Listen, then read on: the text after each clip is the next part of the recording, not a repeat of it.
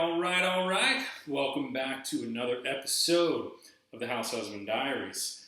This is a continuation of my series I've entitled That Time I Was. And this one is the time I was employed in youth ministry. I worked with high school and middle school kids back in 04, 05.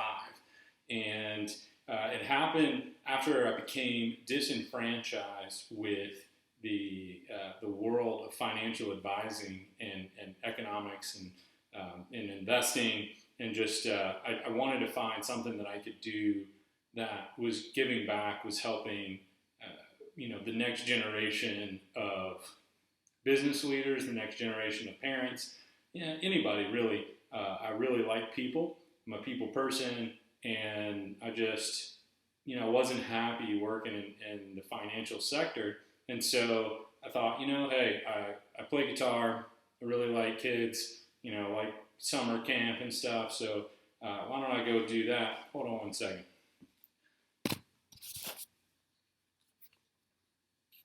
Let's see here. A little technical difficulties, but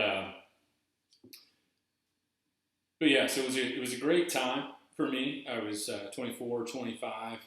And spent a couple years right out of college working for Morgan Stanley, and then decided to go work with high school and middle school kids that I had something in common with, because I had gone to a boarding school up in Virginia, all male boarding school, and the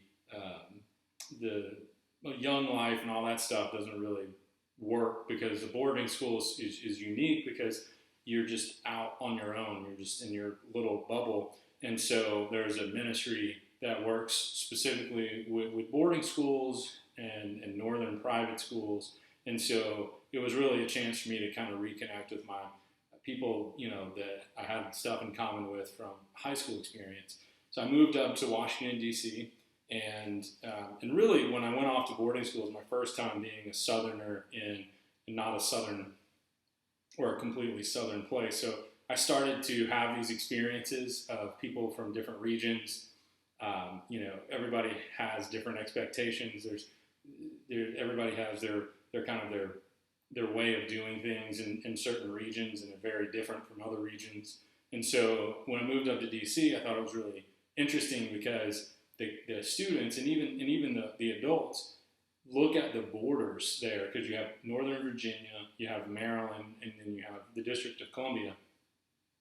And to get those parents or the students to cross a border, so to go from DC to Virginia, or Virginia to DC, or Maryland to Virginia, or Virginia to Maryland, impossible.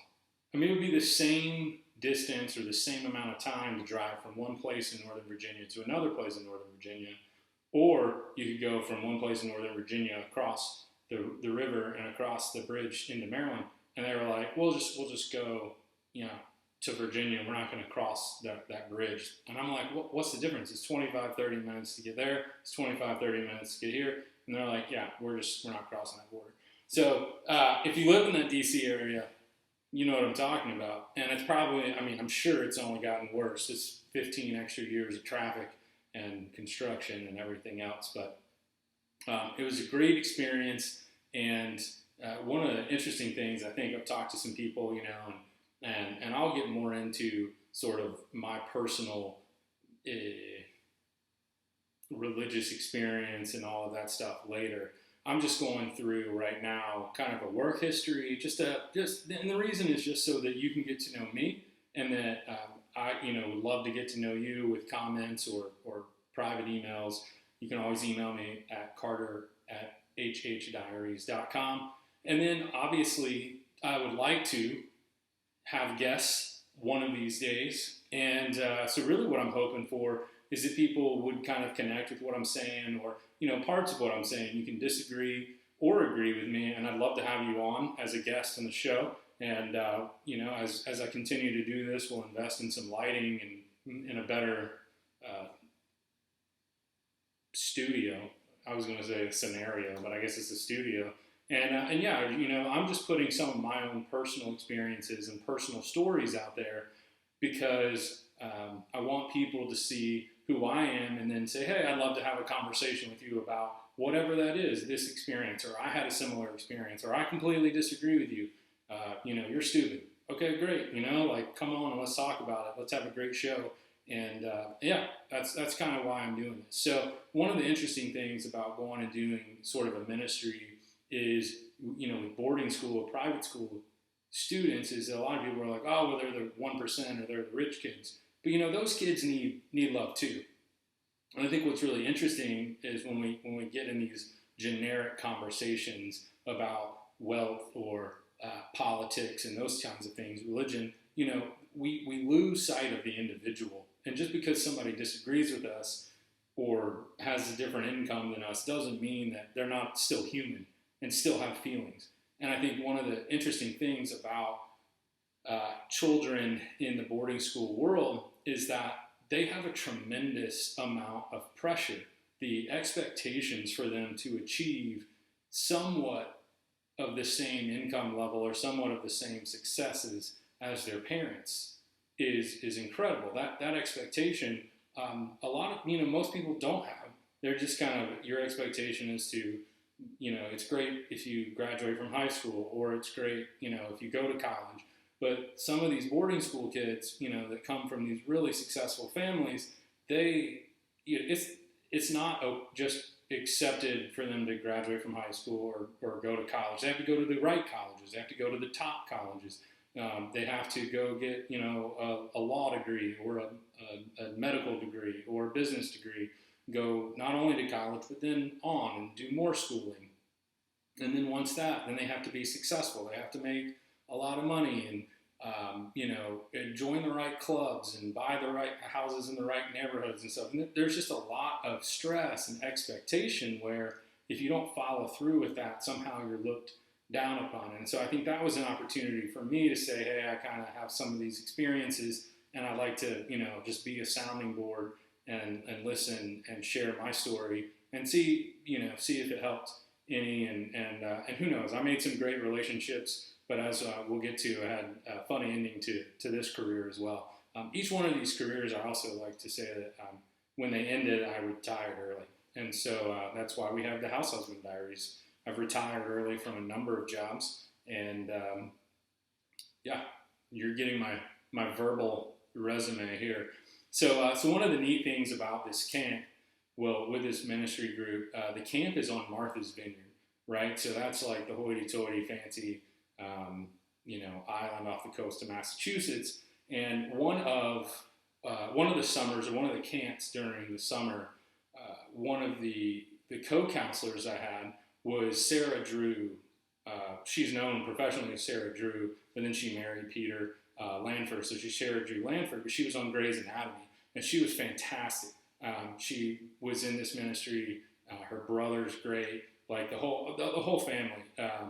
And so we had a great time on camp, just, messing around, playing with the kids, games, singing songs, listening, sharing life stories. And it was super fun, but you get to meet a lot of really interesting people, people that go to like Harvard and Brown and Yale. And, coming from the South, there's not a whole lot of us down South that do anything like that. So it was neat to have those kinds of experiences that are just totally different from growing up in a small town in eastern North Carolina.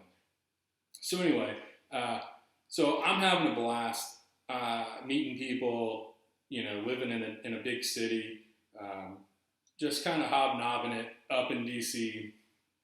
And I get to summer camp in the summer of 2005 and had a couple of run-ins with different people. Some were volunteer leaders that were like college-age students, and one was with my boss, who was a couple years older than I was at the time. I think she was like 28. And basically, what culminated was a kid was being kind of a jerk to another kid or another leader, and I basically told him, like yelled across the way, like, you need to like show some respect and grow up. And that was deemed inappropriate by my boss and some other people in the midst of a game. We were playing a game, and he was talking trash, and he was a good athlete, like the kid was, and the leader that he was talking trash to wasn't a good athlete, and I, being a better athlete than that kid, was like, come at me, bro, come at me, bro.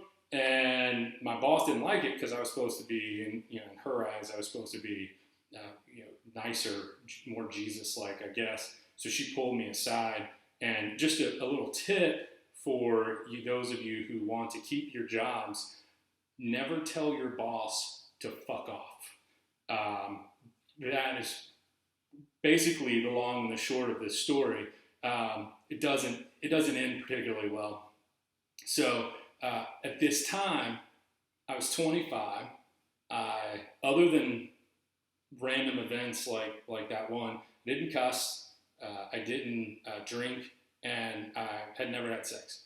So I was, in my opinion, about as good, per the church, as you could get.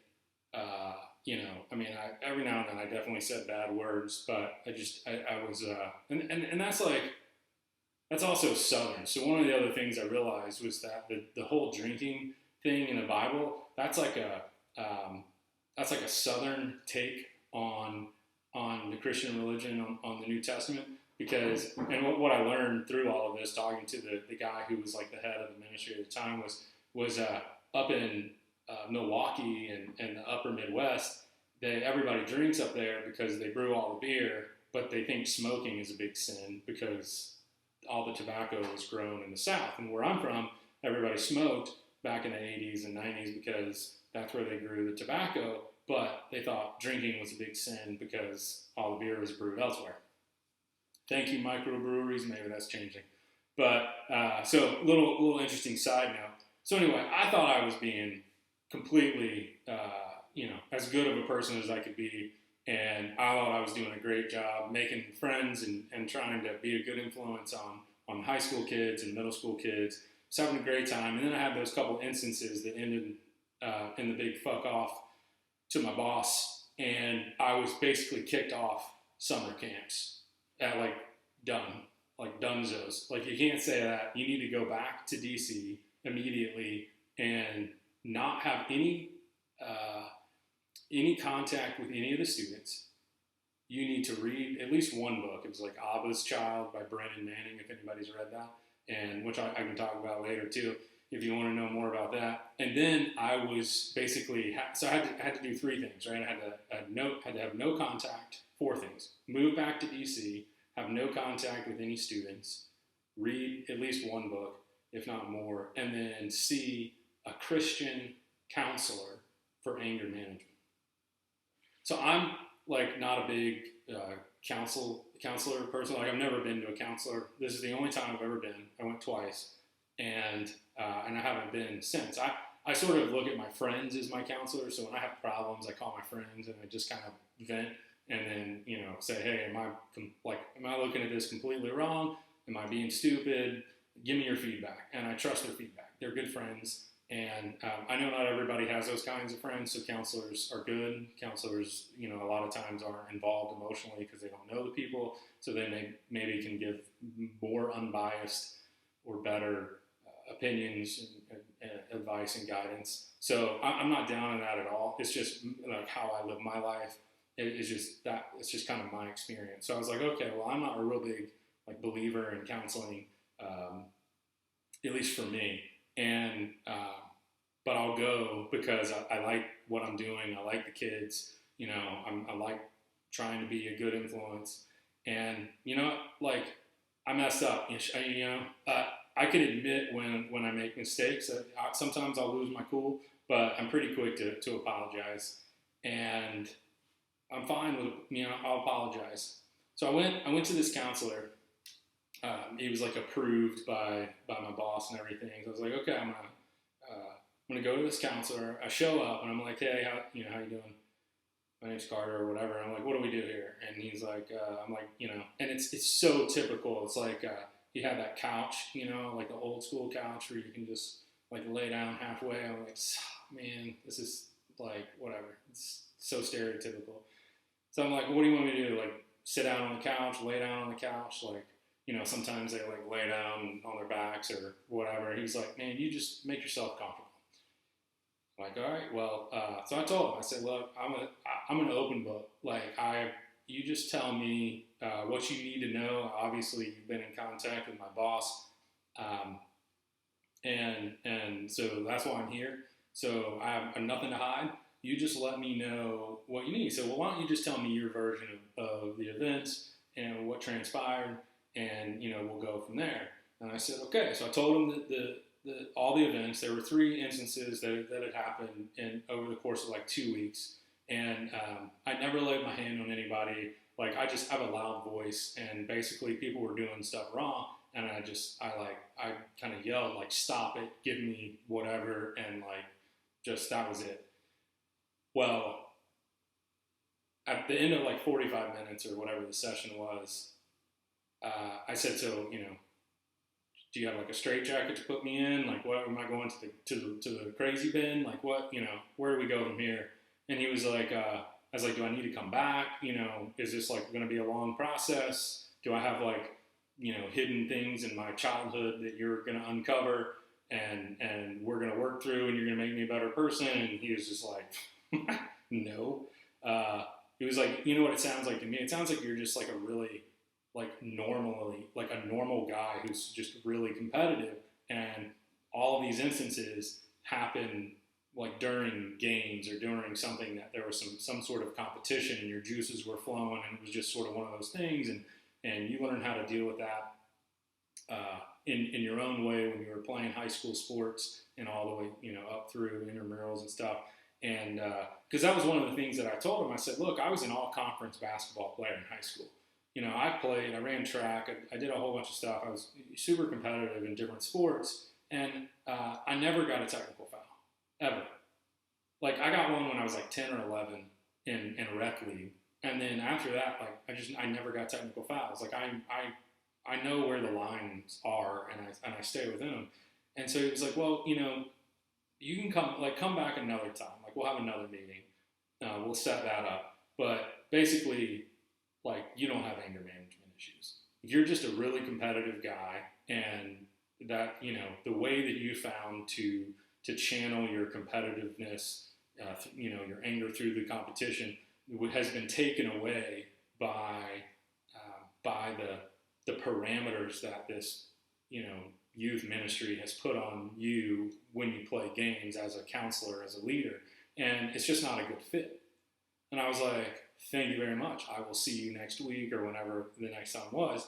And yeah, and that thus ended my time with the youth ministry. Obviously, once I heard that, the end of that story was a couple weeks later. I got depressed. I couldn't see any of the kids that I was supposed to be working with. The counselor had said I don't suffer from the problem that I was being accused of having by my boss. And it was a really hard time. And I'll talk about dealing with depression in other videos and stuff as I move through kind of my work history and life and move on. But it's one of those things. It was the first time that I realized that I kind of dealt with this northern PC politically correct culture that which I just disagree with coming from the South. I got spanked. I don't have a problem. Like, I don't think you should beat kids, but there's, every now and then you can pop a kid and be done with it. I mean, if you just start beating the crap out of them, yeah, that's beating somebody. But, I didn't like it, obviously, when I got spanked, but I turned out okay, and I don't hate my parents for it. You know what I mean? Like, they were trying to instill some discipline in me, which didn't work all the time. So, and it's not because it wasn't a good enough spanking or I didn't get spanked, just because it was me, my fault. I love to push boundaries. And so I thought it was really interesting because it's the first time that I'd ever heard, somebody say, well, hey, they have their way of doing it, and then you have your way of doing stuff, and they just don't mesh. And so you should probably look to find something else that works better with your personality or what have you. And I just thought that was really interesting because, I'm now 25 years old. I'm ending my second career. Most people are just starting their first career.